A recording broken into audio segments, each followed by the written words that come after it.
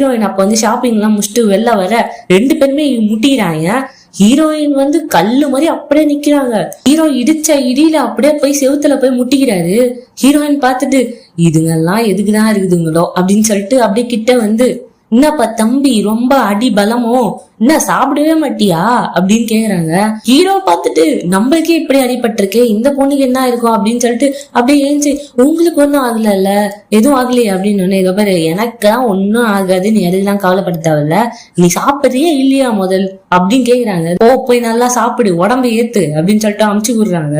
So hero வந்து ஒரு மாதிரி வித்தியாசமா பாத்துட்டு போறாரு. பக்கத்துல ஊசவும் நின்னுட்டு இருக்கானா. ஹீரோயின் வந்து ஊசவை பார்த்துட்டு ஒரு மாதிரி அவங்களுக்கு வந்து ஒரு ஃபியூச்சர் அவங்களுக்கு அனலைஸ் பண்றதுக்கு அந்த விஷன் வரும் இல்லையா, அந்த மாதிரி பாக்குறாங்க.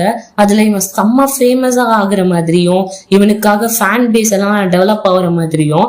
சோ அப்படியே அந்த பொண்ணு கிட்ட சொல்றாங்க, அந்த பையனை பார்த்து வச்சுக்கோ, அந்த பையனுக்கு வந்து ஃபியூச்சர்ல செம்ம ஃபேன் பேஸ் வேற லெவல்ல வந்து ஃபேமஸ் ஆக போறான் அப்படின்னு சொன்னா உடனே, ஓ அப்படியா அப்படின்னு சொல்லிட்டு இந்த பொண்ணு கேட்டுட்டு இருக்கு.